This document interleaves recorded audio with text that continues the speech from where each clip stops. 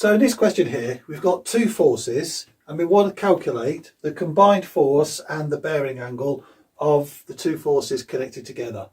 So we've got force 1, which is going due east, 17 newtons magnitude. Force 2 is at a bearing of 310 degrees with a magnitude of 26 newtons. So we need to combine them and try and find out what the combined force is. So first of all, let's draw them up on a diagram and see what we got. So due east, so if we have that as our starting point, due east, that's due east as a compass point, and magnitude 17 newtons. Force 2 has a bearing of 310 degrees and has magnitude 26 newtons. So continuing from there, 310 degrees, so if I just draw a line from due north, it will go round 310 degrees clockwise from due north.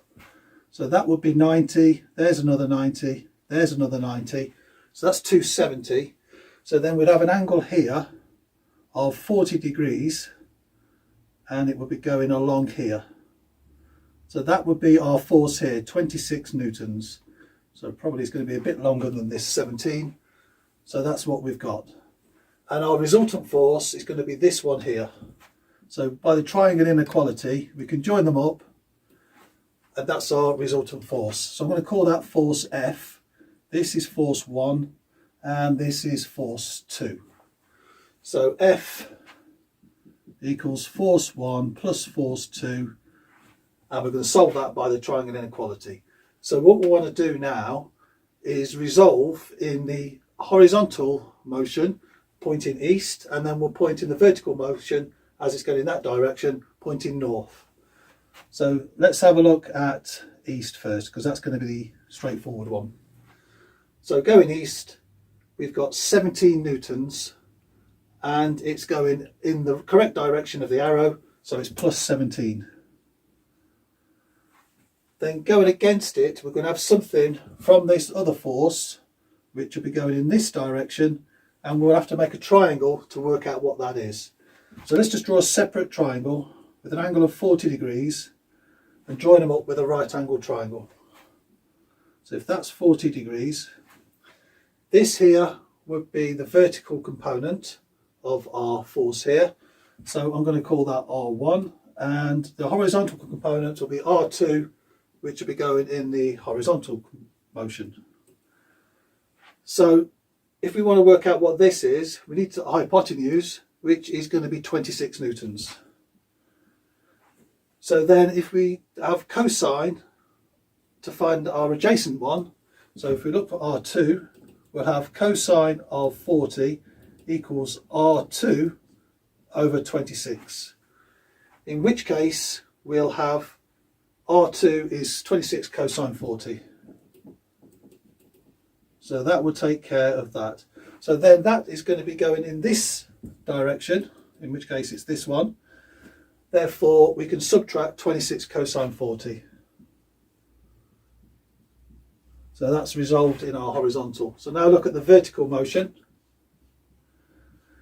Now this force 1 has no input at all to the vertical motion. So the only bit we've got here will be this component off of this triangle. So then looking at R1, we've got sine 40 as its opposite. So sine 40 equals R1 over 26, in which case R1 equals 26 sine 40. So that takes care of that. So therefore, resolving in that direction, we've got 26 sine 40. Okay, so now 17 minus 26 cosine 40, plug that into your calculator, you get approximately minus 2.917.